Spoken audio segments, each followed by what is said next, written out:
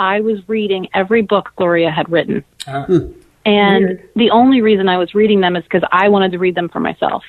I had absolutely no intention of writing a book about Gloria, but I was open to everything. And so when my agent made that comment about a Gloria Steinem picture book, and I was fully immersed in this woman's life, I was like, I'll do it.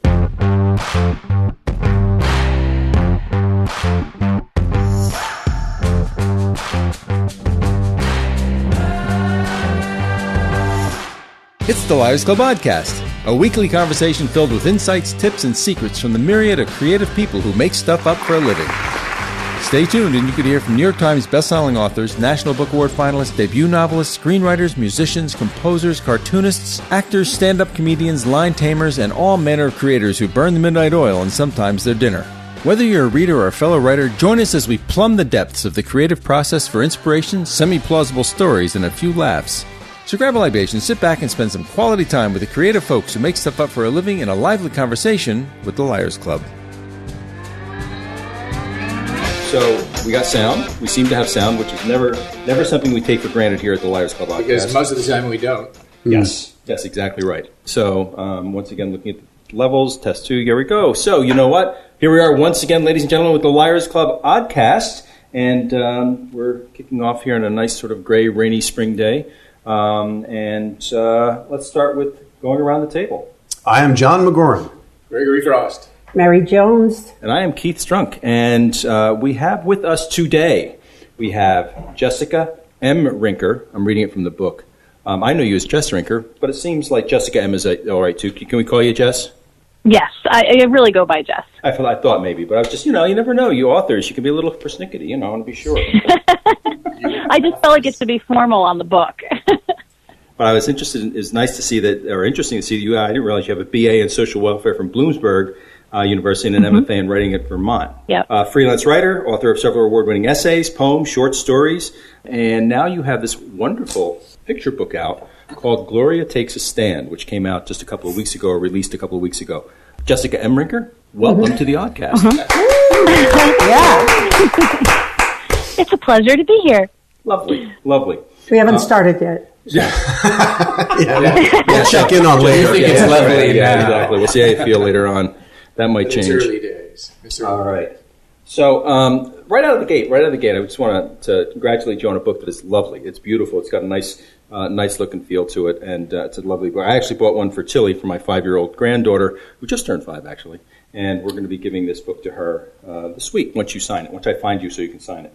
And I loved the. There's a feel to it that's got a lot of history in it, but it's a story. You kept it a story without it becoming overbearing, which I thought was really terrific. And what I loved about it, as you go through the book, you actually use Gloria Steinem's words a lot. Mm-hmm. And I'm wondering, and there's a sort of a Gloria listened, Gloria watched, and wrote, and you keep repeating phrases like that, 3-sentence phrases like that. Gloria thought, she questioned, and learned. Where did you pull that model, if you will, or form, if you will? Is that out of her work, or is that something? Was it something that she did inspire that? Because I like that. I like the way that it held the story together beautifully, I thought. Yeah, that was really my own creation. It started a little bit differently than that. This kind of went through a lot of versions, I guess. It is really challenging trying to take such an enormous amount of research, someone's entire life, and try to get it into a story form. It's not an easy thing to do. So the phrases or the refrains, they originally started as the idea of Gloria was hearing things, and I think that kind of comes through where sometimes she's hearing like negative things from society in the story, and then sometimes she's hearing positive things from her parents, things like that. And so originally, the title was What Gloria Heard. And the refrains were Gloria heard, Gloria heard, Gloria heard. And then it kind of evolved from there because that gets a little too repetitive. Right. And it eventually turned into what it is now. And children's books are always better when they have a lot of active verbs in them. So that was just something that I kind of ran with, and it really worked. And the verbs were like very specifically chosen. If one was similar to another one on another page, my editor would say, "Can you think of a different word for listen?" So it was a painstaking process, but I really do like the way it turned out. Well, I'll tell you one thing that I like about it is having read a number of picture books to my own kids, that the rhythm of those almost repetitive phrases, the rhythm is repetitive, is what I'm trying to say. And so when the kids have gone through the book for the 50th time, which kids like to do, Mom will pause, or whoever's reading it will pause, and they'll say the words. So Right. And that really lends itself to them internalizing those phrases because they're simple. Absolutely. And they're strong. And that's what the story's about. I mean, it capsulizes the story. Yeah. Yeah. And it's one of the tenets of picture books in general is that there's kind of like a cadence to the whole book. With nonfiction, it's a little bit different because there's just a lot more words. So the narrative's a little bit different, but having that is still a benefit for kids. It's enjoyable to listen to. It's enjoyable for them to predict what's going to be said. And it's hopefully enjoyable for parents to read a million times. Exactly. And they're going to remember those phrases. They're going to fill in if you pause when they've heard it before. Yeah. They'll say. Right. And how do you come up with, how do you establish what that kind of underlying cadence that's going to run through it? How do you decide what that's going to be? Do you just start writing and the words kind of present themselves as that, or? Yeah, I mean, so this is my first biography. I have another one coming out, and it's similar in the sense that I found something to repeat. It's not the same style as this, but I found something that was going to be sort of like that anchor, that kids would hear over and over and over again.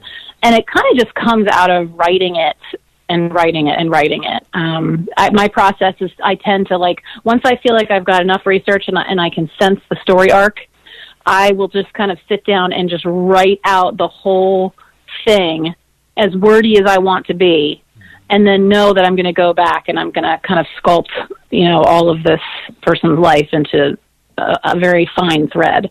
And then from there, I find the rhythm just kind of naturally, I guess. I definitely don't set out with what it's going to be from the start. I really don't know.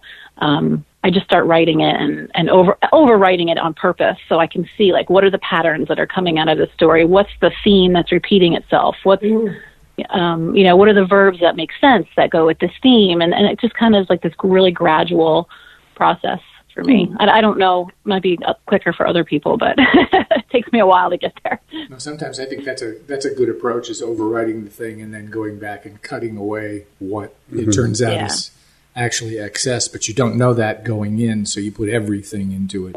And then you look at and with picture books, it's different than writing a novel. If you do that with a novel, you're going to be ending up with, hundreds of pages that you don't need. But with a picture book, done that. You can be free to do that. Yeah, so am I. In fact, I still do. It's just with a picture book, you don't feel as bad about it. Yeah. No, I just like the fact that you said active verbs are important in children's literature, because I'm sitting here going, oh, they're important in all the literature. And they the inactive verbs are really are. not good anywhere. Correct. For the most part. Yeah. I think I say that in defense of children's literature, because I think people tend to think that writing for kids is sort of this simple, dumbed-down version of writing for adults, and it's really not. It's a very different voice and obviously a very different audience, but there's still a lot of intention that goes into everything. And, obviously there's terrible books out there for adults, and there's terrible books out there for kids, and there's everything in between. But I think that the intention is still there to write and create a good book for a kid. So.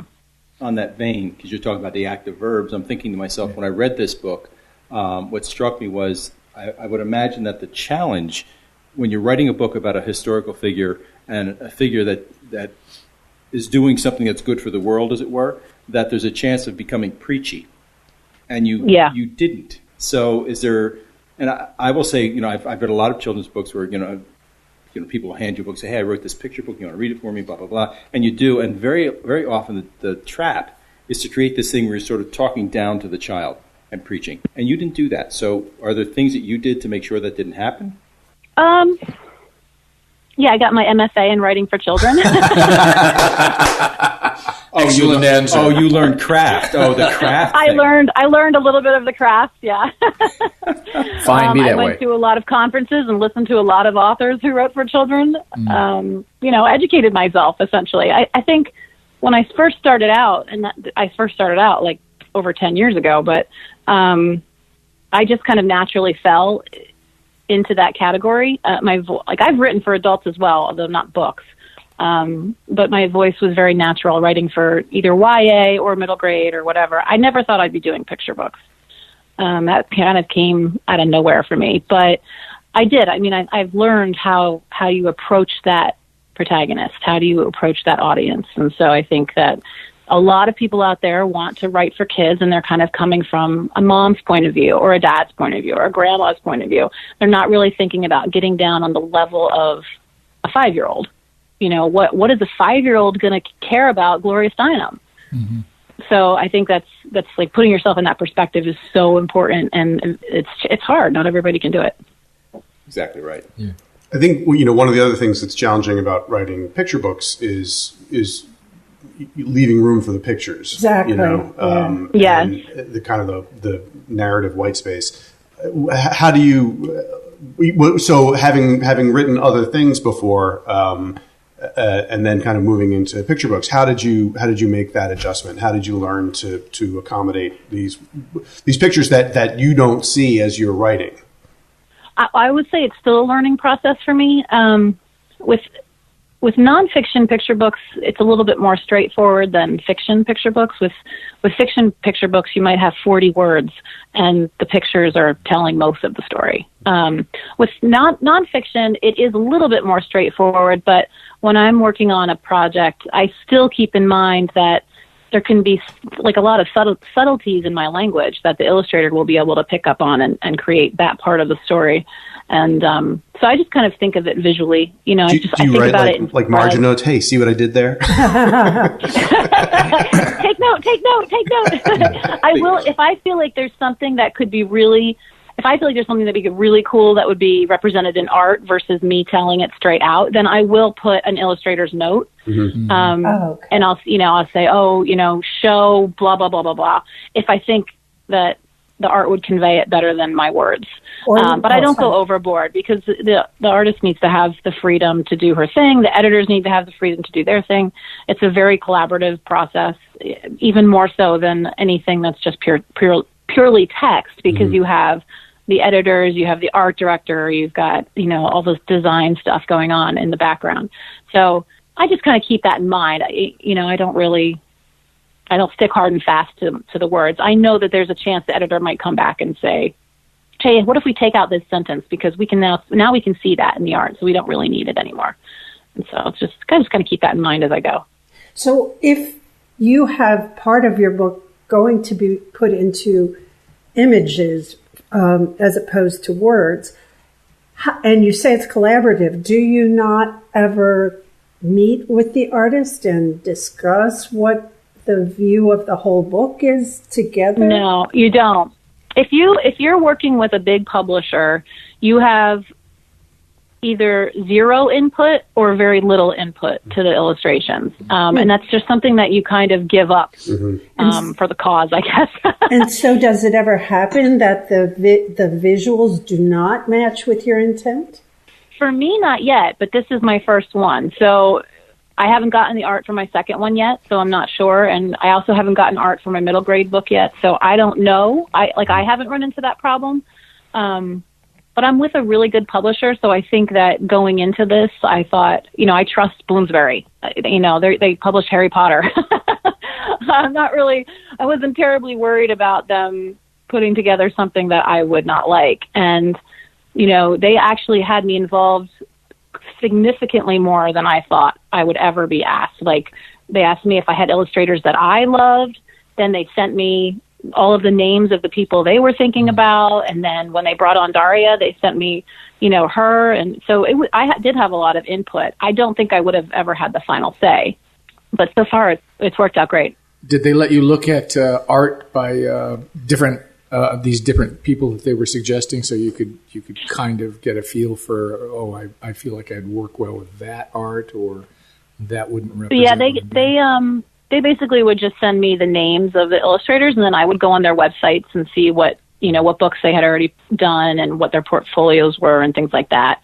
And then I'd just give my feedback. But like, honestly, my feedback was mostly like, I love these people. I trust your decision. Because I was so new to picture books. I didn't have like my dream illustrator because I just didn't really know that many people yet. Now that I'm in it, this was like 3 years ago when this book sold. So now that I'm in it, I know so many more people, and I see what works, and I see what comes out that I really like, and I see what comes out that I don't like. So now, I have a little bit more of a educated opinion, I guess. So, Jess, I have a really important question. Okay. All right. Are you ready? I have the feeling. Everybody back away slow. You better sit down, Jess. I don't want to give away too much about your book, but near the beginning, there's a page where little Gloria asks her father for a nickel, and he asks her what she wants it for.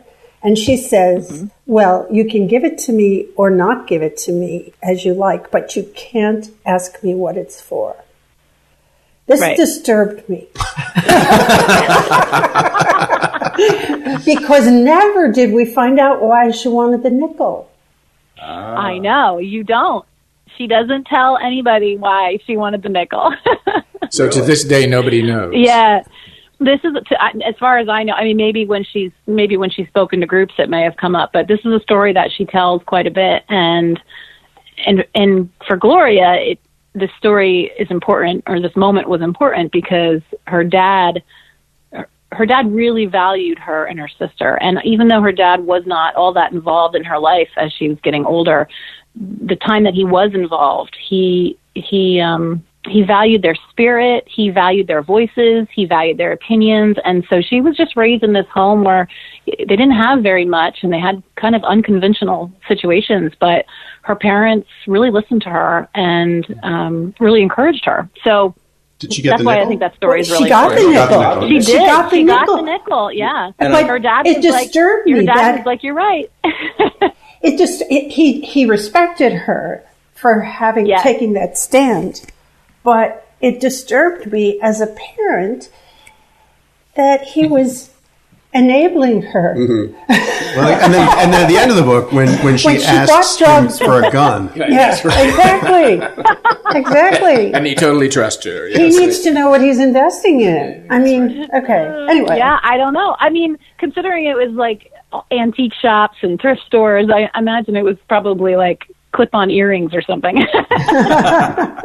Yeah, one nickel carefully watered every day will eventually grow. Absolutely. So did you pitch this book, or were you approached by Bloomsbury?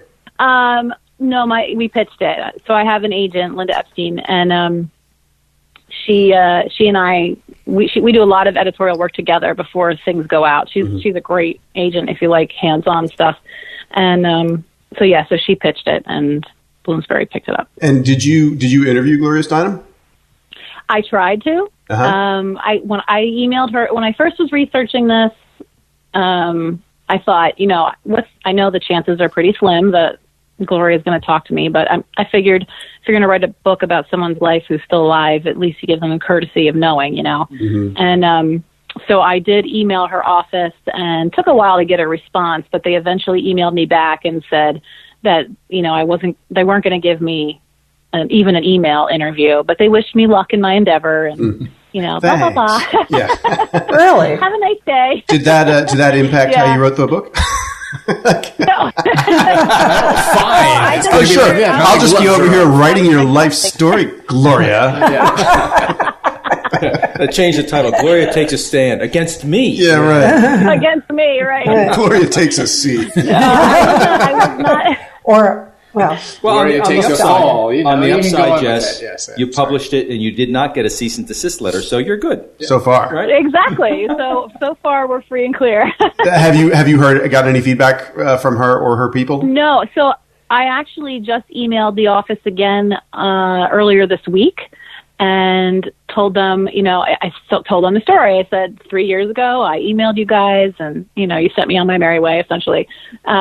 But now I would really like to send her a copy of the book. And you can't send packages to the address unless you have permission to do so. So waiting to hear from them. But I haven't heard from them yet, so we'll see. Is your next book, you said you had another biography coming out. Is it similar about a woman also? Yeah, it is similar. So the next one coming out is on Brenda Berkman, and she sued the New York City Fire Department in 1977 for discriminating against women, and ended up being one of the first of 40 female firefighters in the city. And her story is amazing. It's she's not well known, or she's well known in certain circles because she's very much an activist, but she's not like Gloria. She's not an iconic figure. So I do know, like, Brenda and I have a really great relationship. We have talked many times. I've gone to see her. She lives in Manhattan still. So we've had coffee and lunch, and she is fantastic. So I'm super excited about this book because she is on board. She's actually working with the illustrator now. She's so working that's with like the an illustrator. Entirely different experience than writing the first book. So how is she working with the illustrator? She's just giving the illustrator input. So, like, when you're writing something like this, again, even though it's kind of a simple biography as far as adult standards go, you still want things to obviously be factual and accurate. And so the illustrator had a bunch of questions about things like, in 1982, what did the uniforms look like? Or was it a certain kind of fire engine or whatever? And I don't know that, like, artistically, I don't know the answers to this question. So she's now working with Brenda to get input for that kind of a thing. Makes sense. Cool. Yeah, it's really cool. One of the things it just occurred to me when we were talking earlier about, writing. Mary, can you please stop jiggling your necklace over there? I think we're going to institute a no necklace, a necklaceless rule. Sorry about that. It might have sounded like a big Siberian husky with tags running by, but it was just Mary scratching her collarbone. Yeah. Had you written verse before? Had you written like lyrics or anything? Because I was thinking that might be kind of a similar, we were talking about kind of leaving room for the pictures, and I think that writing lyrics is kind of similar. You have to leave room for the music, and you're also kind of letting the content, set the cadence and the rhythm and the rhyming structure, whatever. Nice parallel, John. Thank you. Yeah. So you're asking me if I have written lyrics and such? Yeah. No. Okay. So my only experience with anything like that was some poetry classes I took before I got my MFA. My kids were a lot younger when this was taking place. And so before I got my MFA, I thought that I would just go back to school and take some classes and see if I could balance work and kids and writing, like serious writing. And that's not to say I wasn't seriously writing, but I was at a point where I wanted to be more serious, I guess. So I took a bunch of classes, and poetry was one of them, and I pretty much suck at it. But well, you're not alone. I really enjoy it. I really do enjoy it. So, it's definitely not. It's not something I've done a lot of. I have dabbled in poetry, I guess you could say. I've never written a song. So, yeah, I don't have a lot of experience there, which is probably why I have not had success in publishing a fiction picture book. I've tried my hand at a couple, and I really like them, but they're just not quite there. For some reason, nonfiction is more my jam. You go where your strengths are, where you enjoy. Your husband also writes children's books, right? Yes. We know this because he was on the show. Have you thought about working with him on a book? Or that be the end of your marriage? We have talked about working on books together. Is that what you're asking, right? Yeah, sort of, yeah. Yeah, so we have not sure. talked about it. No one I just want to make sure I'm hearing everybody correctly. Yeah. We've played around with picture books together, and we've played around with some like YA, I guess. We were writing this apocalyptic 2 points of view epistolary novel, which is really weird. But we have not worked on anything like to completion. we talk about it a lot, but we just write very different things. Like, I do a lot of nonfiction. I do a lot of realism. No zombies. A lot of I'm more like in, zombies. Yeah, I don't do zombies, and maybe a little bit of magical realism or something like that. I am working on a time travel chapter book right now. That's getting published by Epic, which is a digital. So I will kind of venture into fantasy or whatever a little bit, but it's not really where my heart's at. So we haven't quite found the project that's like the thing that would fit us both yet, but we do play around a lot. Well, Mary. She says. Oh, that's right. You took Mary right off the tip. Yeah, right. That was Mary's got a whole different angle now. Yeah. With words.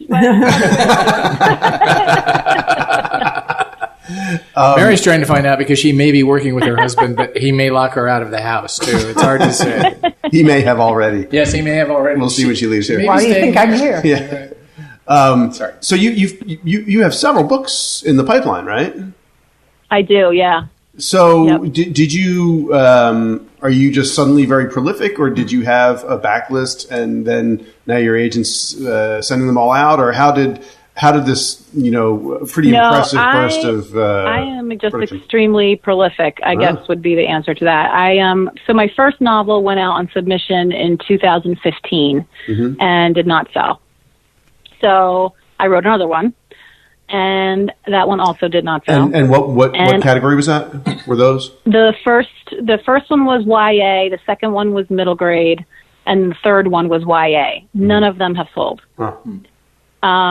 The third one is actually at back end sub now again. So I'm hoping that maybe it'll get picked up now, but we'll see.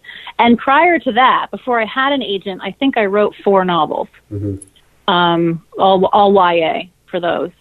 So by the time the second novel didn't sell, I was so pissed off at the amount of work that I had done, over the last, I guess that was about 6 years of writing my butt off. Yeah. I was just getting really frustrated. And so I thought, I've got to try other stuff. I can't pigeonhole myself into this one category and continue to get passes. It's just, that's not, this is not happening. I'm going to be successful, in one way or another. And so I just started thinking along different lines. And at one point, my agent, she used to put up, we used to have this private Facebook page, and she would put up ideas all the time. Like, I saw hey, some does anybody? She would put up ideas, and then clients would be like, "Oh, I might try my hand at that," or whatever. And she still does that. It's just kind of the agents. One of the benefits to having an agent is they know what's selling, and they know what's not out there, and they know what might get picked up. So it's like her own private manuscript wish list. Right, exactly. And so she's made a comment about a Gloria Steinem picture book. And normally I would never, she could mention any other name on the planet and I would have passed it, but it happened to be that at that exact moment, I was reading every book Gloria had written. And the only reason I was reading them is because I wanted to read them for myself. I had absolutely no intention of writing a book about Gloria, but I was open to everything. And so when my agent made that comment about a Gloria Steinem picture book, and I was fully immersed in this woman's life, I was like, I'll do it. Well, that's kind of kissing I'll try it. it. Really is. You can't not. Yeah. And once we straighten out the whole restraining order thing. Exactly. Yeah, don't air this until after April 30th. But I think that was a huge moment for me. It was a learning experience for me about not pigeonholing myself, trying everything, grabbing those opportunities, being prepared for something that might pop up that you're not expecting. And since then, it has exploded for me. And I've been selling in every category except the category I initially started with. So are these... if I'd stayed with YA and I thought, maybe I would have sold something eventually, and I still want to because I still really like writing that age group. But if I'd stuck to that or just kept trying to beat the same horse to death, I don't think I would have gotten where I am. Have you looked back at the other novels or the children's and the middle grade novel that you wrote that didn't go anywhere to see if they're worth resurrecting at this point? since you seem to be on fire, as it were? Only for one of them, and that's the one that's back out on sub now. Yeah.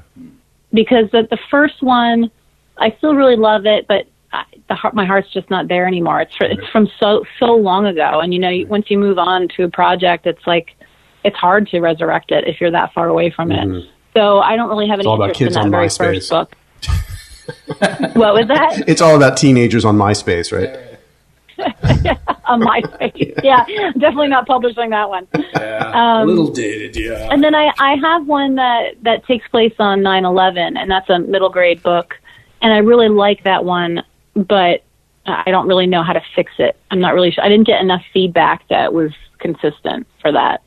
So yeah. So I mean, I think about it, but for the most part, I just keep moving forward. So I have another YA in progress. I have another middle grade that I finished. I have a chapter book idea, and I just keep going and going and going. Which is a good message. I mean, the going forward thing is a good message. Yeah, you're sending you out. really have to. Right. I mean, the 9/11 thing with the 20th anniversary coming up, I would think. Potentially. Yeah, and when the book went out on sub, it was the 15th anniversary, and so we were really hopeful. And it did almost sell. I had gotten one editor that was super interested, and I did a revision for her, and it really seemed like it was going to go through, and then she just couldn't get the rest of the team on board. And that happens. Right. Yeah. That's now that I'm in this, and I have so many friends. That, when I first started, I would have been so discouraged, but now that I'm in this, and I realize this is just the way it works. Yeah.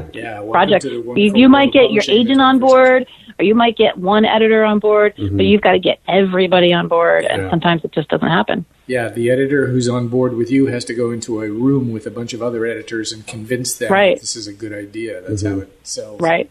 Yeah. Yeah, so it's a lot of gates. Yeah. A lot of keepers. So it's interesting, when I think about, when I met you, of course, I didn't know you were a writer. I didn't find that out until later. In terms of your, because when you look at your sort of developmental story, it almost looks on the outside, and of course the outside of the story is never like the same as the inside of the story. But the outside of the story looks like there's Jess moving along as mother, kids, doing her thing, and then all of a sudden she's a writer. Yeah. It's like. Not like bungo, around turn the tango, turn the thing. Overnight success, right? Overnight success that happened in 20 years. So that's the question. Yeah. The question I had. So how long? Because I know you became more proactive with it at a certain point. Clearly, you sort of went to grad school. You sort of you recalibrated your life, if you will, from the sounds of it. Yeah. How long prior to that were you, and what were you doing? Were you still trying to figure it out? Were you trying to do it?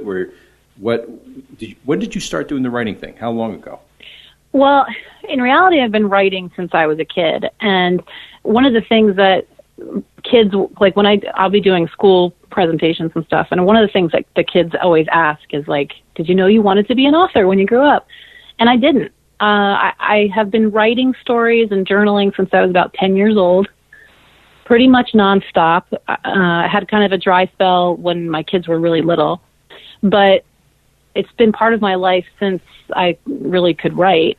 But it never occurred to me that I could be an author. And there's a lot of reasons behind that, and I don't want to get into this whole life story thing, but I didn't understand, even as a kid, that there were authors behind the books that I loved.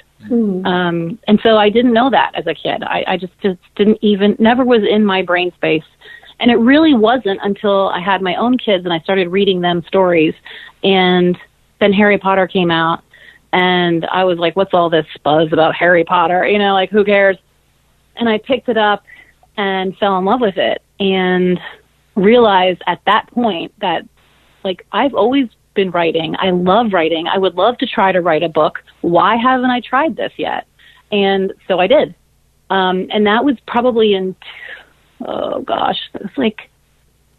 2007, 2008, somewhere around there. I took a class at Northampton Community College. It was just sort of how to write your first novel. But it was what I needed. I needed that, kick in the butt to say, I can do this. And then I took Jonathan Mayberry's class, I ran into most of the Liars Club at some point, because this is quite a while ago now. Yeah. But I had taken a class with Jonathan, and then my kids grew up with his books. And so anyway, it was just sort of always in the circle. Mm-hmm. And then in 2010, And I wrote a couple books. I didn't try to really get agents or get anything published, but I had written some books, and I was loving it. So much fun. And then 2010, moved to New Jersey, and pretty much at that point, like you were saying, Keith, it was like I'm changing everything. Like this is what I want. This is what I'm going to do. And so I went back to school. I got my associates in fine arts.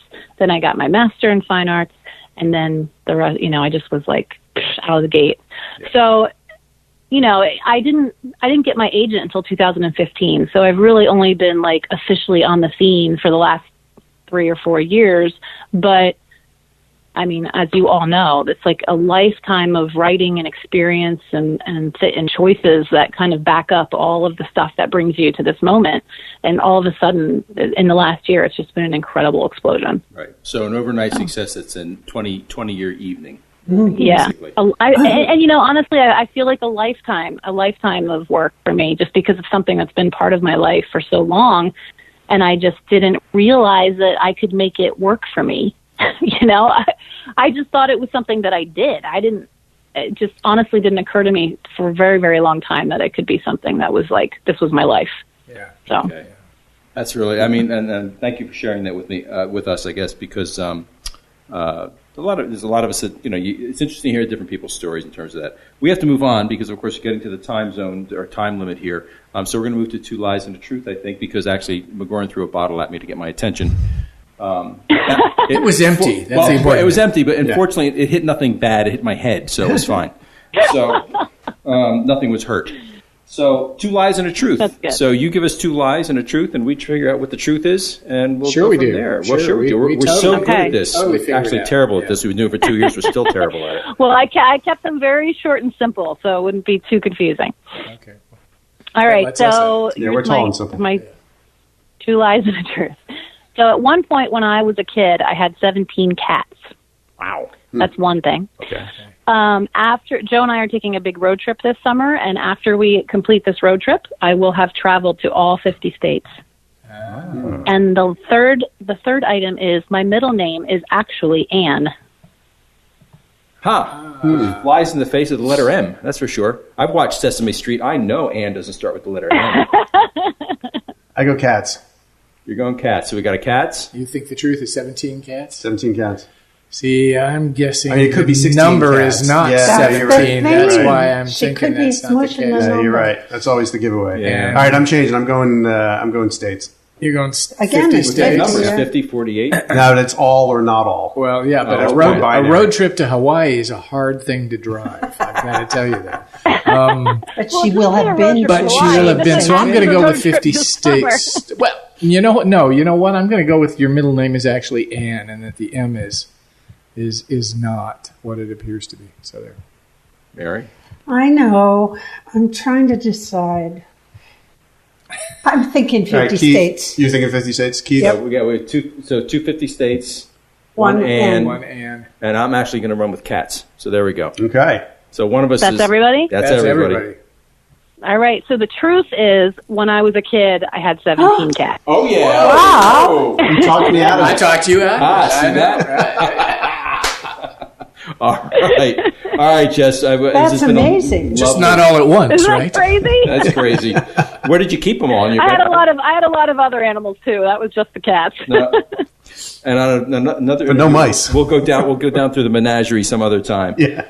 So really, you can Exactly. attribute your entire life and career to toxoplasmosis. Is that All right.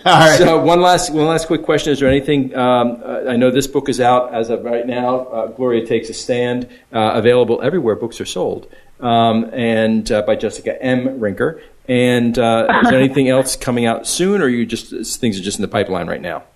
Yeah, things in the next book won't come out until next year, so it'll be a little while. And it's called The Dare Sisters. Okay, so the Dare Sisters coming out Sisters. in another year or so. There we go. Yep, All right, nice middle Jess grade. Rinker, thank you so much for joining Thanks, the Life Jess. Podcast. Yeah. great? Thank